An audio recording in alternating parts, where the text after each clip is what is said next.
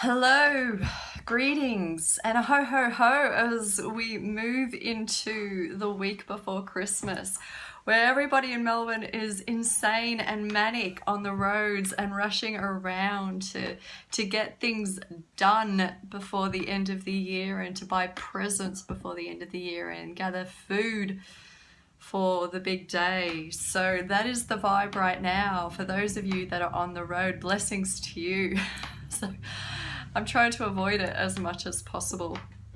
So I had a thought about that actually, because I got wind of some news that they're wanting to build some, I think, apartments, or anyway, some tall buildings in the middle of Victoria Market, which is a real shame. We're starting to look to take away a lot of pockets of open space within the city, those kind of spaces that not only bring humanity together organically, but also provide an opportunity for us to get away from the denseness of living and working in order to be in the open. And yeah, this is specifically for inner city folks, of course. But to incorporate open spaces as a mode of living is very important in our sense of well-being. And so it is unfortunate, and I hope that something comes in to adjust that idea and keep the Vic Market as it is. It's such an institution. So I'm going to follow that news and see what becomes of it. But anyway, so I was thinking about that in respect to us and how we cope living in a city and what Melbourne is starting to become, which is a concentration of denseness in terms of our living space, and how we can counteract it. So from an Ayurvedic perspective, being able to get into a mode of thinking of how to counteract something is, to us, the mode of right living. So since we live in the world of opposites, when it's too hot, we cool ourselves down. When it's too heavy, we try and lighten things up, and so forth. When there starts to become a denseness in our environment, the idea is, how do we open that denseness up within ourselves or our way of living in order for there to be some semblance of balance? Because not everybody can just move to the country or to the beach. So I've got some ideas for you to ponder and hopefully implement, so that people stop getting angry on the roads. Anyway, so the first one is the congestion of a home. The idea being simplicity, which is really, really beautiful, because we're starting to see in architecture and some great design features that things are becoming more and more simple, more and more open plan living, as compared to the old Victorian style, which is everything was sort of boxed in. So following that lead, the idea of minimal furniture, people tend to have excess chairs kind of sitting around, especially the one in the bedroom. It's always a good one. I do it, and then I put things on it, and I just wonder what I would do without it if it wasn't there. But yeah, just removing excess furniture from the home. So how this relates in terms of dosha is, Kapha dosha could live in an empty room and do really, really well.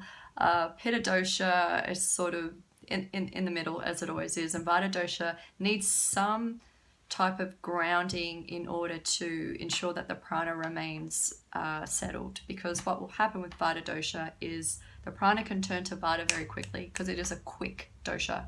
So you want to be able to have visually for Vata dosha something that kind of looks heavy and dense. It doesn't mean you have to have a lot of furniture. It just means the stuff that you do have doesn't have a flimsy quality to it. It has sort of a real stoic style quality to it. Colors in your space, you can't go out and change your wall color every season, of course, but what I tend to do is I sometimes flip out curtains and the color of curtains to put in something a little bit more refreshing for the summer, and lighter and more open and more spacious. I'm quite the fan of billowing white curtains in the wind. I find it adds a nice type of kind of clearing aspect to the room almost. But yeah, looking at your color spectrum, lightening it up, not going too intense and bright, for the summertime, because that can cause people from a pitta dosha perspective to go too intense. So looking at the space around you, considering the space you just came from out on the road, then looking at the space around you to see what it is that you have control over, that you can manipulate. Number 2, yoga class.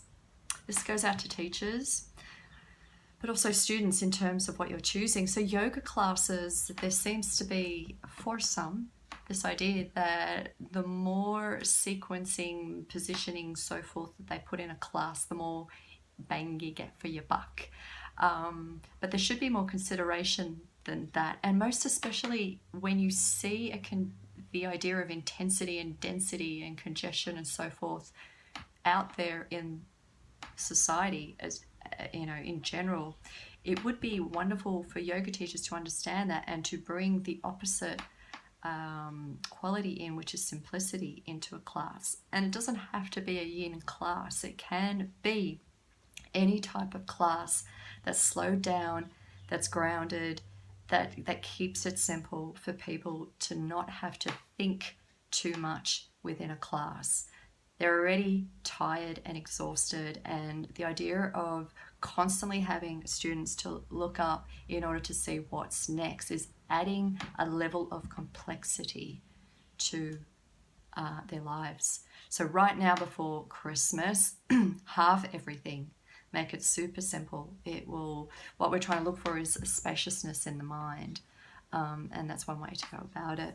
And thirdly is food. So as we move into Christmas Day, we're getting more and more jolly. We're going out more. We're having more fun. We're meeting friends. We're drinking more potentially. And we're starting to probably overcomplicate our system with rich foods. So, you know, don't be a party pooper. Say yes to an invitation. But outside of those invitations for the moment, see if you can simplify what you eat as much as possible.